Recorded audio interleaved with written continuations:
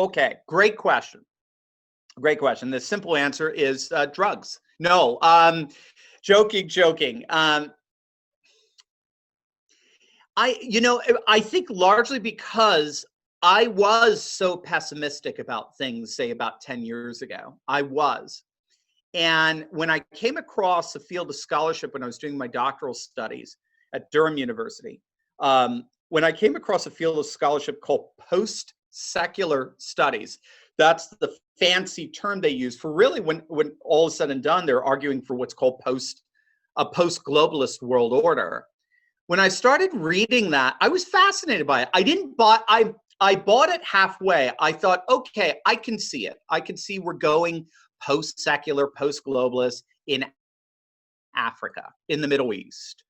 It seemed definitely in Russia at the time. I get it. But the West, America, yeah, forget it, And I'll never forget June 23rd, 2016, Brexit. More Brits came out and voted to leave this globalist colossus called the EU than had ever voted for any political party in Britain's history. It was a massive, massive vote, very similar to what we just saw with Trump. President Trump got more votes than any sitting president in history by far, by far. So, and then, just a few months later, Trump won the election, and then we saw nationalist populists winning in Austria and Italy and France and Germany and Hungary and Poland and India. And I just said, my heavens, this scholarship's coming alive right before our very eyes. So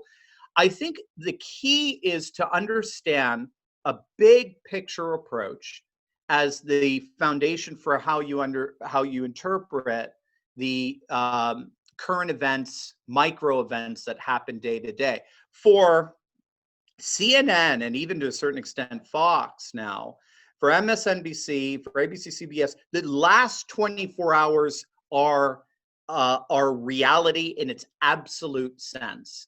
And as far as they're concerned, every 24 hours is a 24 hours of unbridled progress, right?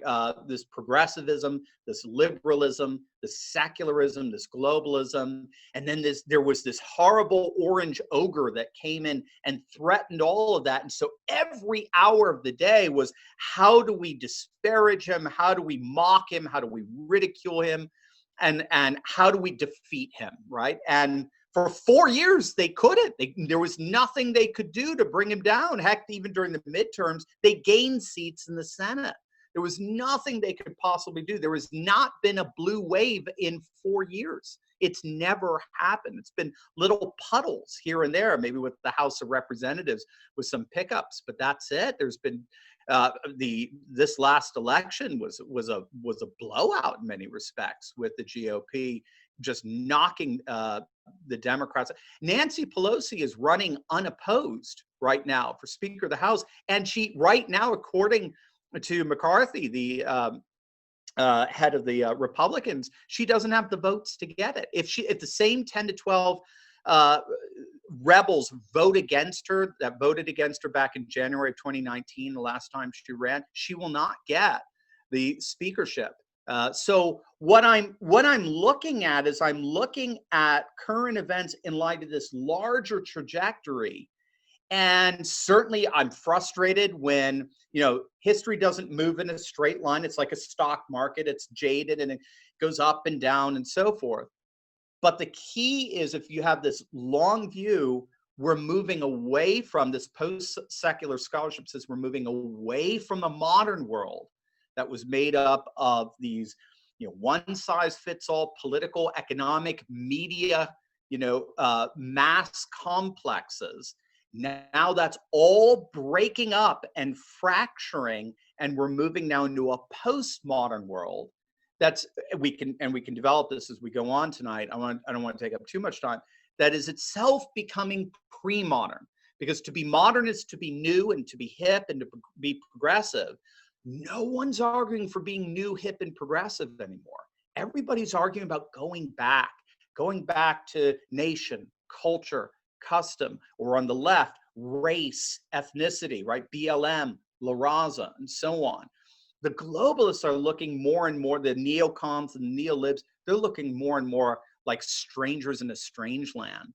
So while we can see a lot of, you know, thievery and a lot of shenanigans going on in the deep state, they're certainly not going to give up their power easily. Nevertheless, there's nothing they can do about it. They can't stop this any more than Julian the Apostate back in the 4th century could stop the rise of Christianity in the Roman Empire. It's just, these are forces that are bigger than us. So the old Colossus globalist liberal progressive world, brave new world, is breaking up, and a new world centered around, well, some would call it neo-tribalism. I prefer the term civic nationalism.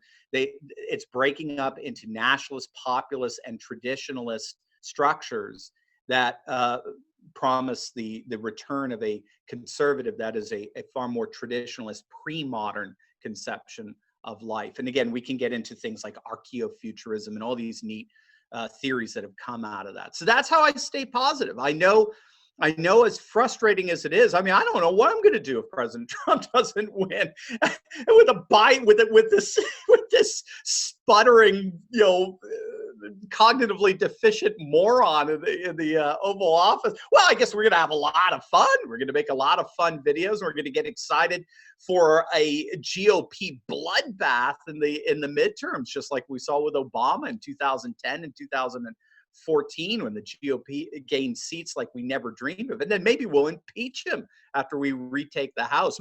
Most commentators are already saying the GOP is going to retake the House in 2022. So there's more fish to fry. Trump will probably come back in 2024. He'll probably start Trump TV in the meantime and destroy faux news, right? So that's how I stay positive. I just try to stay focused on things, and then ultimately look, you know, particularly if you share my Christian faith, our Christian faith, Christ has already won. He's already king. Our job is to just make the kingdoms of this world more and more the kingdoms reflective of the kingdom of Christ, a perfect reign of righteousness and peace. And to the extent that we're successful, you know, we celebrate. To the extent that we're not, we just wait until we do become successful. It is inevitable with Christ on the throne. So there you go. That's a big picture of how we stay positive through all this. I was thinking of doing a video on that. I do. There are some wonderful, like, Eastern Orthodox theologians that monks in particular, these guys who pray 24/7, that I go to during these times. And I've been going to them, guys. Don't worry. I mean, when I woke up that morning on November 4th, my last video I just finished is Trump won re-election. He was up 700,000 in Pennsylvania, 200,000 in Michigan and Wisconsin. It was over. He didn't even need Arizona. It was done. He was going to win Georgia. He was going to win North Carolina. It was done. He had his 295 electoral votes. It was done. When I woke up, I was like, what the heck? And I went to some of these sort of spiritual centers for me in their writings, and they always put it in perspective. If you have that long-term perspective, and you know the one who holds history in the palm of his hand, we're part of his story, and we're simply called to fight. Frodo disparaged at some point, but Sam looked at him and said, we're part of a grand story, and this is the most amazing story that's being written of all time, and we're characters in it, and what a privilege. So that's how we keep going. All right, enough.